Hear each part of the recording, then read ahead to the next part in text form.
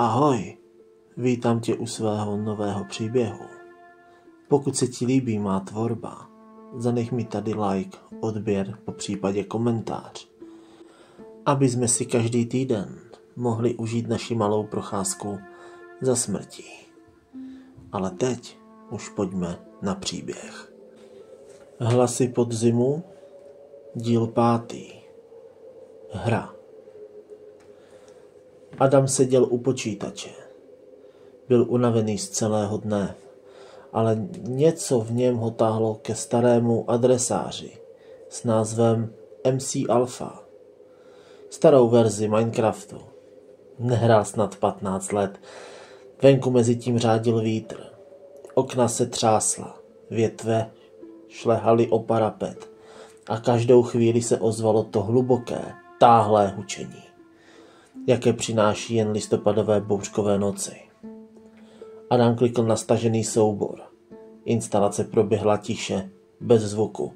Stejně jako kdysi. Když poprvé stiskl launch, donutil se usmát. Čistá nostalgie, nic víc. Ale sotva se hra načetla. Zrudlé světlo monitoru mu ozářilo obličej. A on pocítil něco, co nečekal. Ten starý pocit, ten, který mýval jako školák, když hrál po večerech v dětském pokoji. Zatímco vítr venku zpíval něco, co lidé nemají slyšet. Jenže teď už dávno nebyl dítě.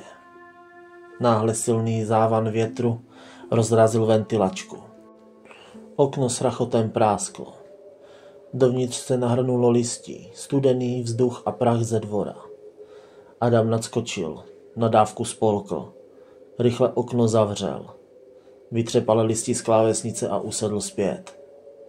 No jo, listopad, zamumlal. Ale něco bylo špatně. Menu hry bylo tiché. Úplně tiché. Žádná hudba, žádný známý klavírní tón. Možná se načte později. Stará verze, řekl si. Klikl na single player. New World. Svět se načetl. Tráva, stromy, kostky. Všechno jako kdysi. Začal těžit dřevo. Postavil malou zeď. Vyhodnotil terén a v tomto slyšel. Sprint. Rychlé, rytmické dupání. Známý zvuk běžící postavy. Jenže v této verzi sprint ještě neexistoval. Adam se přestal hýbat. Zvuk pokračoval. Sprintoval někdo kolem něj. To nedává smysl, zašeptal. Chvíli čekal. Zvuk utichl. Asi mi z toho prostě hrabe. Prohodil sám k sobě a začal dál kopat kámen. A pak to uviděl. V dálce, na kopci. Na hraně mlhou zahaleného obzoru. Stálo tam něco černého. Ne jako mob. Ne jako textura. Ani glitch. Něco vysokého. Tichého. Nehybného. Dívalo se to přímo dolů na něj. Adam zmrznul. Ruka na myši se přestala hýbat. Co to sakra je? Vydechl. A obrazovka tiše pulzovala, jako kdyby se to černé něco nadechovalo. Adam se odvážil kousek popojít. Jen pár kroků. Jen tolik, aby se ujistil, že mu nebliká monitor. Nebo mozek. Ta černá postava stála na obzoru. Nehýbala se, ani pixel. Jen tam byla. Sledovala ho. Adam se rozhlédl kolem sebe ve hře. Jestli třeba nějaké světlo nezlobí, jestli se nenačetla špatná textura. Ale ne. Všechno kolem bylo normální. Jen ona ne. A tak se rozhodl. Dobře. Podíváme se na tebe zblízka. Zamumlal. A vydal se po svazích kopce vzhůru. Jeho herní postava pomalu šplhala. Blok za blokem. Kameny, hlína, krátký výstup a pak další. S každým krokem bylo napětí silnější. Když konečně došel k místu, kde ta věc stála, nejdřív si nevšiml ničeho neobvyklého. Jen pár stromů, útes, stín od slunce. A pak ho to praštilo. Bylo pryč. Jako kdyby tam nikdy nic nestálo. Ne zbytky entity, ani glitch, ne stín. Zmizelo to čistě. Beze stopy. Adam se zastavil a dlouze se zadíval do pixelového horizontu. Kam to sakra zmizelo? Zašeptal do prázdné místnosti, i když to slovo nebylo určeno nikomu. Chvíli tam stál, jen hleděl. Zdálo se mi to, polknul. Už mi fakt hrabe. Stiskl klávesnici S a pomalu couval zpátky, jako kdyby se bál otočit zády k místu, kde to stálo. Teprve po několika bocích se vrátil ke své dřevěné chatrči. Rozdělal crafting table. Dokončoval střechu, stavěl stěny, zkoušel zapomenout. Ale i když se snažil soustředit, mysl se mu pořád vracela k tomu okamžiku. Nehybná, černá postava. Sprint, který by neměl existovat. Venku za oknem mezitím foukal vítr tak silně, že mu znovu zacinkaly klíče, pověšené u dveří. Adam se ohlédl ke skutečnému oknu. Venku byla jen tma. Adam dokončil poslední kousek střechy, přidal dveře, položil do rohu postel, zhluboka si oddechl. Hotovo. Uložil hru. Vypnul monitor. Protáhl se a šel spát. Ale spal jen napůl. Celou noc se převaloval. Měl pocit, že se mu něco dívá na záda. Že v tmavém koutě pokoje čeká ta hranatá silueta. Někdy se mu zdálo, že slyší ozvěnu sprintu. Ten známý rytmus kroku, i když v domě nikdo neběžel. Ráno vstal unavený. Práce, škola. Monotónní, obyčejné, normální. Dokonce tak normální, že ho to uklidnilo.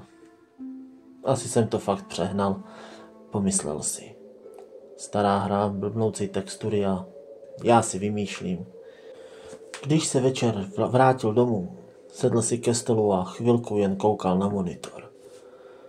Nechtěl to zapnout, ale potřeboval to. Chtěl vědět, jestli se mu to jen zdálo. Klikl na ikonu. Minecraft. 1, 2, 5.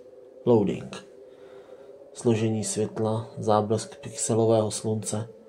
Spawn v domku úplně stejně jako včera. Adam hrál několik minut.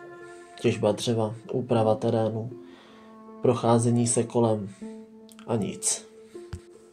Žádné sprintující kroky, žádná silueta na kopci, žádný záblesk černého tvaru na obzoru. Skoro už se uklidnil. Skoro už si řekl, že to nic nebylo. Jo. Asi jsem to fakt přehnal, zamumlal si pro sebe. Včera jsem byl unavený. Jenže když měl kurzor nad tlačítkem uložit a ukončit, svět kolem jeho postavy se na sekundu jakoby zadrhl. A pak ta černá silueta tam byla. Přímo na okraji lesa. Blíž než včera. Rozhledl se okolo a pak zase na ní. A měl pocit, že stojí o blok blíž. A dívala se přímo na něj. Adamovi zatrnulo. Srdce mu vynechalo úder a pak v návalu pudového odporu mu přeskočilo. Tak pojď ty hajzle! Rychle otevřel inventář. Na místě vykraftil kamenný meč. Až mu ruce klouzaly po myši. Hotovo. Bez jediného zaváhání rozběhl svou postavu proti té černé bytosti. Tráva mu svištěla pod nohama. Listí se hýbalo větrem. A ta věc jen ustoupila za strom. Žádný útok, žádný zvuk, žádný pohyb. Prostě zmizela. Otočil kameru do stran. Nic. Do lesa? Nic. Na kopec? Nic. Jako kdyby tam nikdy nestála. Tak tohle není normální, vydechl Adam. Zprudka uložil hru. Klikl na ukončit. Odstrčil židli, jako kdyby odcházel od něčeho, co může vyskočit z monitoru. Když obrazovka zčernala, měl pocit, že ještě zlomkem oka vidí siluetu v obrazu. ale to už nechtěl řešit. Tu noc spal Adam tvrdě, alespoň první hodinu. Potom ho probudilo něco zvláštního. Ne světlo, ne sen, ale zvuk sprintu, ale ne toho herního. Tenhle zněl tlumeněji, jako když někdo běží po koberci. Přímo za dveřmi jeho pokoje. Adam stuhl. Srdce mu vynechalo 2 údery. A pak píp. Zvuk, který slyšel 1000krát. Krátké zapípnutí, jakým počítač ohlašuje zapnutí. Adam se zvedl v loktech. Monitor byl černý. Větráky se netočily. Dioda nesvítila. A přesto ten zvuk slyšel. To není možné, zašeptal. Nevstal. Nešel to zkontrolovat, jen tam ležel. Civěl do tmy a poslouchal, jestli se to ozve znovu. Neozvalo, ale usnout už nedokázal.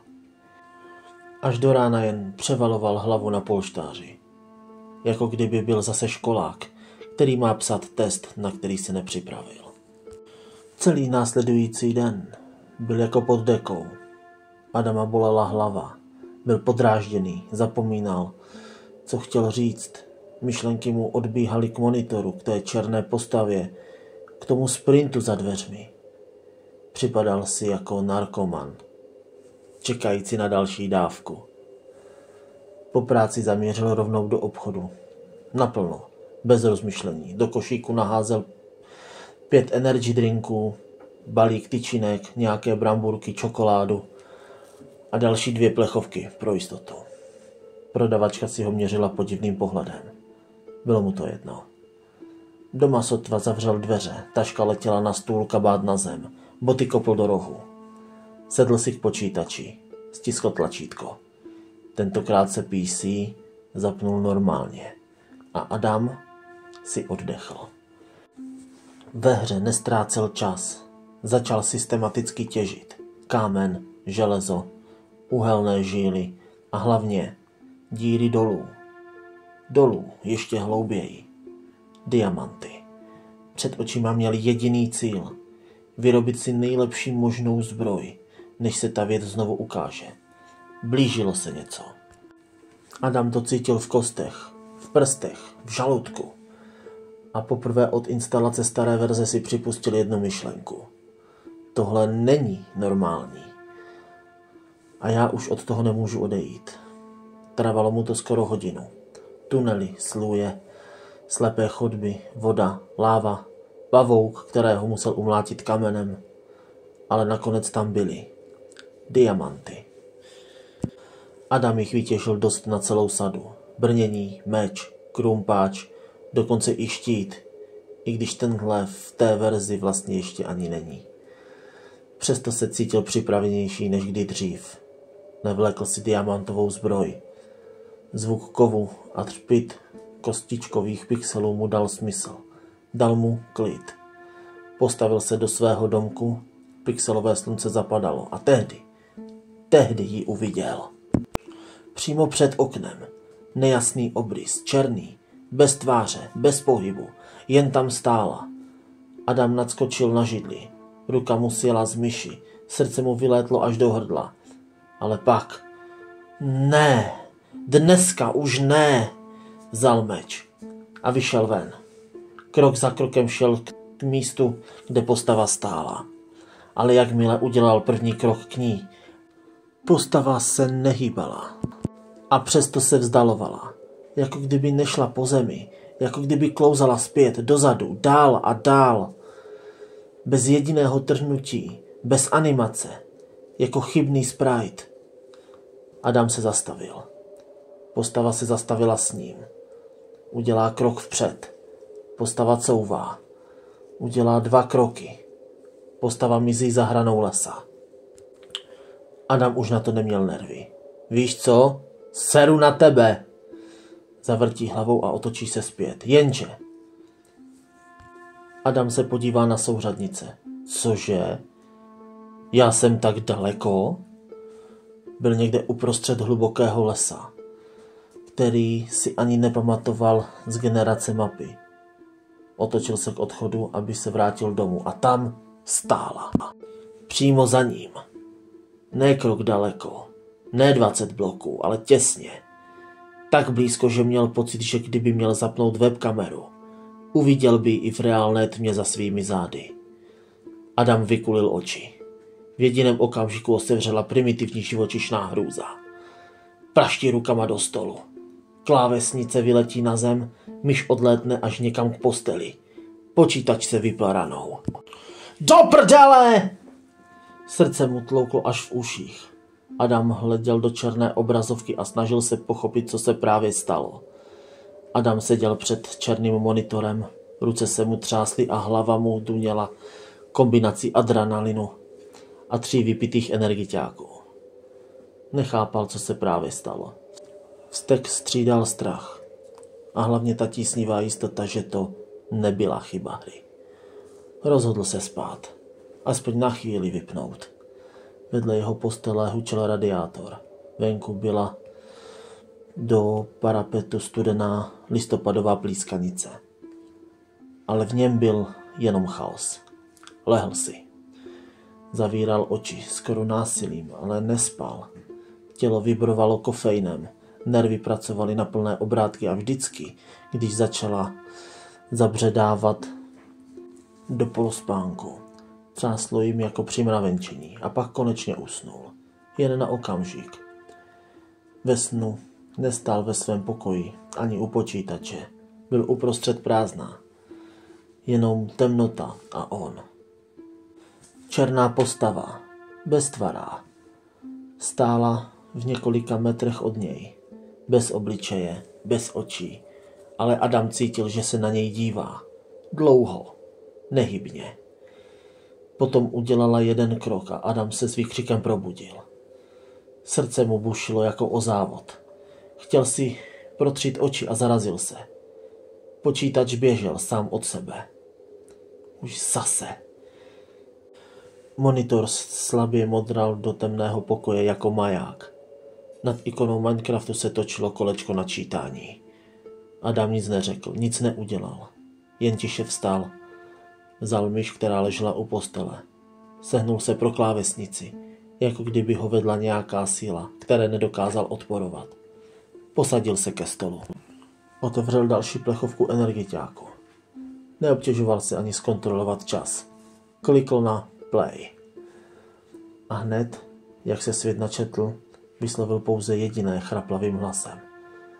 Tak pojď. Uplynul den, možná 2. Adam o tom vlastně neměl přehled. V pokoji se postupně nakupovaly plechovky. Některé ještě studené, jiné už prázdné a pomačkané. Závěsy zůstaly zatažené. Ne proto, že by zapomněl.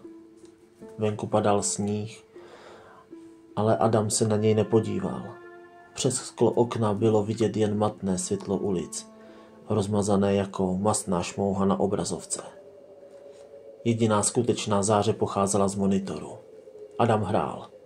Hrál tiše, téměř bez mrknutí. Ukazováček lehce kmital po levém tlačítku myši. Stavěl, kopal, přesouval se, hledal. Ne tu černou postavu, spíše stopu, kterou tam nechala. A pokaždé, když si myslel, že ji zahlédl v dálce mezi stromy, nebo jen jako malý černý pixel na obloze, svět se zadrhl, zatajil dech. Najel kurzorem blíž, ale zmizela. Adam nevnímal, že nesnídal, neslyšel ani telefon vibrující na stole. Neotevřel ani jednou dveře od bytu, jen se naklonil blíž k monitoru, jako by v něm bylo něco, čemu se musí úplně oddat, aby to pochopil. V jednu chvíli se přistihl, že se naklání tak blízko, že mu světlo obrazovky kreslí bledé obrysy na obličej. Oči měl lesklé a trochu zarudlé. Když ve hře zapadlo slunce, Adam se konečně narovnal a přesně v tom okamžiku zvuk. Tichý, jemný, ale jasně slyšitelný. Dvojklik. Jako když se někdo spavnul kousek za ním. Adam se ve hře otočil a viděl. Za oknem herního domku náznak pohybu. Něco temného se myhlo mezi 2 břízami. Ne rychle. Naopak, plynule, jako by čekalo. Adam pomalu položil prsty na klávesy. Nechtěl hnout, nechtěl dýchat nahlas. Jen stiskl shift, snažil se skrčit, skrýt, ale světlo monitoru mu ozářilo tvář a v obrazu obrazovky viděl sám sebe a chápal něco, co by si nahlas nikdy nepřiznal. To už nebyla hra, to bylo něco jiného a on nebyl připraven přestat. Noc byla neklidná. Adamův byt byl tichý, až nepříjemně. Jen větrák od počítače dál ševelil, i když hru vypnul už před 2 hodinami. Ale nezavřel ji, jen minimalizoval. Když zhasl monitor, uvědomil si to až později. Odraz ve skle okna se nehýbal stejně jako on. Jenže tehdy se neodvážil znovu rozsvítit obrazovku, aby to ověřil. Další den, možná večer. Přes noc sníh zamrzl na rámech oken. Adam otevřel dveře na chodbu jen proto, aby sebral zásilku, co nechal Kuril před dveřmi. Ani se nerozhlédl. Při návratu do pokoje si toho všiml poprvé. Na skle obrazovky. Otisk. 2 dlouhé černé šmouhy. Vertikální. Jako by se někdo celou dlaní pomalu sklouzl po povrchu monitoru. Ale prsty měl nepřirozeně dlouhé, téměř rovné. Adam se zamračil. Natáhl ruku a otřel skvrny hadříkem. Zmizely hned. Jako když se třeš páru. K večeru hrál znovu. Brýle neměl, oči pálily. Ale postava se objevila znova. Nedaleko, ale přesně tam, kde hra skončila. Na okraji renderovací vzdálenosti. Neviditelná napůl. Jako kdyby se s každým pohybem světel a stínů přibližovala o 1 nenápadný pixel. Adam se zhluboka nadechl. A tehdy to začalo poprvé. Za monitorem cvaknutí. Ne hlasité. Něco jako slabé klepnutí plastu o dřevo. Adam trhnul hlavou a v obrazu obrazovky zahlédl silněji než předtím černý tvar. Nebylo to kompletní, jen obrys. Jakoby něco vysokého stálo za jeho židlí, ale světlo obrazovky mu dovolilo vidět jen rozmazanou část. Rychle se otočil. Nic. Pomalý nádech, pomalejší výdech. Položil ruku zpět na myš a v tom okamžiku na podlaze vedle židle 1 černá kapka. Jako inkoust nebo stín, ale měla tvar, jako kdyby dopadla z výšky. Adam se pomalu sklonil a dotkl se jí prstem. Byla ledová, ne jako voda z radiátoru, ne jako roztátý sníh z bod, spíš jako kov nebo kámen. A když prst zvedl, kapka zmizela úplně. Když se znovu podíval na monitor, postava ve hře nestála na stejném místě. Byla zas o krok blíž, ale teď, poprvé, měla jasný tvar rukou, dlouhých, úzkých, nelidských, a Adamovi konečně došlo, co ho sleduje ve hře. Už dávno nestojí jen ve hře. Adam už nevěděl, kolikátý den to je. Závěsy byly pořád zatažené, světlo monitoru byl jeho jediný den a ona postava byla už všude. Ve hře, vždy na okraji viditelných čanků. Nikdy neběžela, nikdy se nepřiblížila rychle, jen stála, s každou minutou o pár pixelů blíž. V bytě, na skle okna se objevovaly tmavé šmouhy, obrazy světla se lámaly špatně, jakoby za Adamem byl někdo vysoký. Někdy měl pocit, že slyší kroky, ne z chodby ani zvenku, ale z druhé strany monitoru. Adam se naučil sedět bez hnutí, protože pokaždé, když prudce otočil hlavou, ta věc byla o chlup blíž. A tak začal dělat to, co dělají všichni lidé, kteří už nemají sílu bojovat. Dělal, že ji nevidí. Hrál dál, klikal, těžil, přeskládával inventář, jako by byl zase dítě. Energetické drinky se vršily kolem židle v prstenci jako hnízdo. Prázdná pizza, krabice, chipsy, 5krát kafe. Adam už neměl ani chuť, jen reflex. Každé nové polknutí povzbuzovač jen prodlužoval agonii. Potom to přišlo. Ve hře byl večer. Bloky světlého písku házely dlouhé oranžové stíny. Adam právě doplňoval zásoby, když se obraz na 3 vteřiny zastavil. Ne zamrznutí hry, ne lag. Totální stop frame.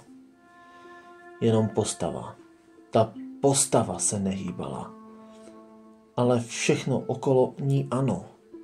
Světla, sníh za oknem, animace, ohně v Adamově hře, věci na jeho stole. Adam se pomalu přiblížil ke skřínu a tehdy to pochopil.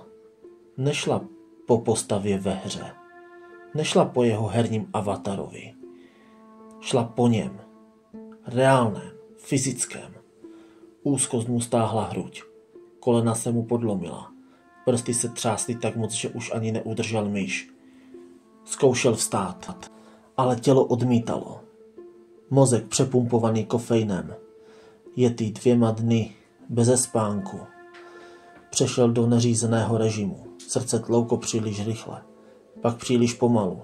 Zkusil udělat krok k posteli. Sotva jeden. Ale udělal chybu. Podíval se ještě jednou na monitor a v tu chvíli, v přesném okamžiku, kdy mrkl, se postava v obraze ocitla přesně před jeho hráčem. Bez animace, bez zvuku. Jen tam byla a zároveň, paralelně, stála za Adamem. Ale to viděl jen v obrazu okna. Ten obrázek mu vrazil do mozku jako nůž.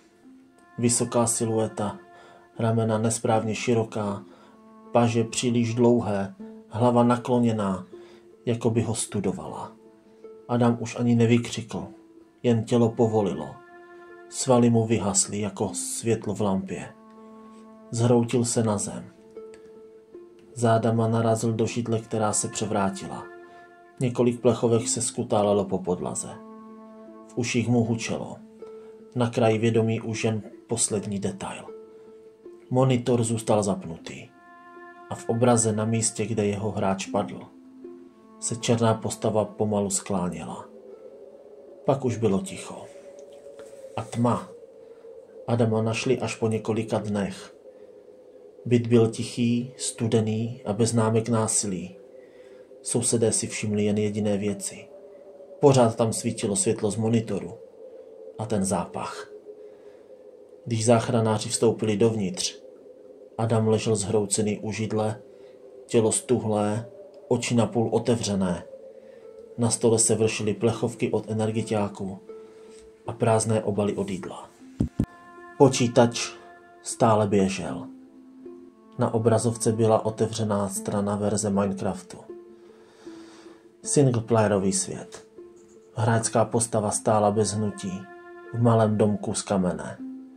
Okno do krajiny zobrazovalo jen běžné bloky. Louka, stromy, kopec v dálce. Nic zvláštního. Žádná postava, žádná stínová silueta, žádná stopa. Policie našla rozbitou myš i klávesnici, které dopadly na zem jako v panice odhozené. Ale jinak nebyly nalezeny žádné zvláštnosti. Systémový log počítače ukazoval několik neočekávaných restartů. Ale jinak nic podezřelého.